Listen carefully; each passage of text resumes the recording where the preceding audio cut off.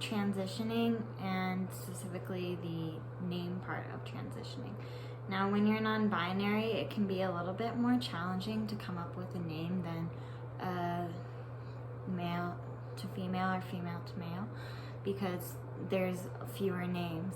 But it also means that you can have a lot of creativity. You really don't have to stick with a name that has a binary. You don't even have to stick with something that anyone considers a name. You can choose any word in the English language, in any other language that you want to be called. It's really, the world is your oyster.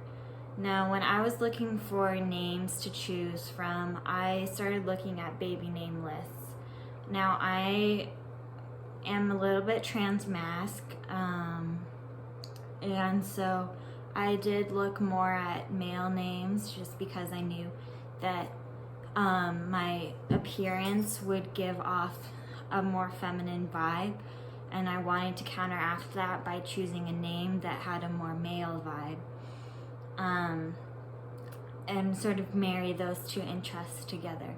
So I started reading a bunch of baby name lists. I watched baby name lists. I spent a lot of time on YouTube. I got lost in the world of moms talking about what names they were thinking about for their babies.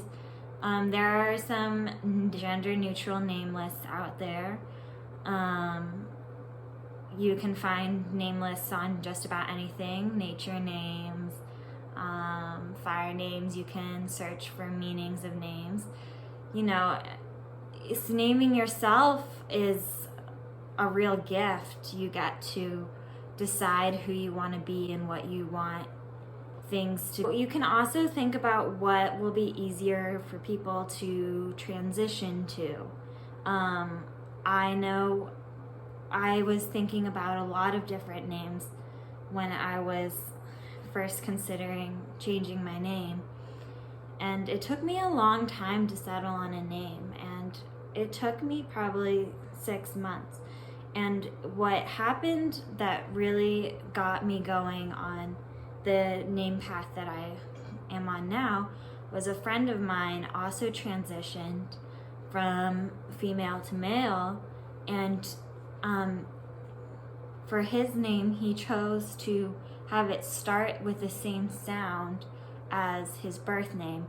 And I found that in getting used to that transition, it was really helpful because I could start saying the wrong name and remember and correct myself, all without making a faux pas of dead naming. So I could start and remember that, and have that moment to remember that the name was different now, and switch it in my brain. So that really inspired me to make my name, when I was choosing my name, to sound the same or similar to my dead name. And I played around with the spelling of my name for a bit and my dead name, and they're very closely linked. And it was important to me to try to find that similar connection too, to not totally go against what my parents had given me. I didn't want to completely reject their gift of a name, even though it wasn't right for me. And you might feel that way and you might not.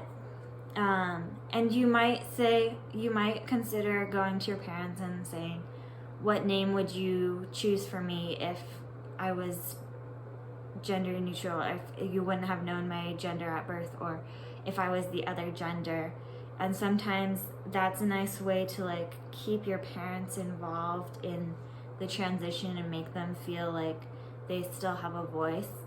But you do not have to do that. You do not have to pander to your parents.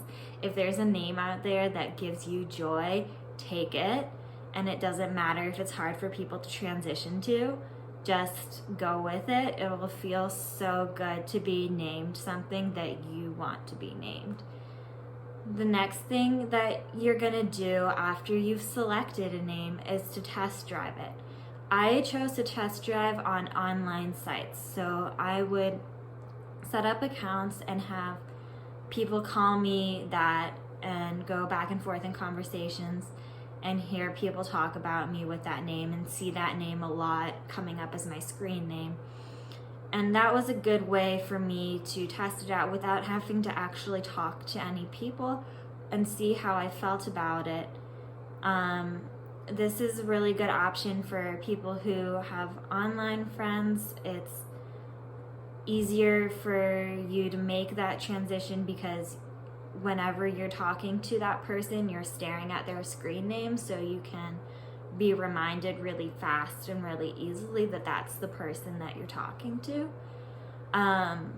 Another thing to do is just choose a friend or two that you want to help support you and tell them, hey, can you try calling me this, and see how it feels. And it's okay to change your name a couple times, but that's why I would test drive it, is to make sure that it's a name that you're happy with and a name that you're happy with sticking with. Now I'm going to make another video about how to actually legally change your name, because that's an important step in getting all your documentation correct. But the first thing to do is to socially transition your name. And I can also make a video about advice for how to do that with parents, because that can be a touchy subject. So that's basically how you figure out what you want your name to be. I hope that helps some of you who are struggling to find a name, and any of this was useful for you. I can talk about specifically how I changed my name and how I came about my name if you want.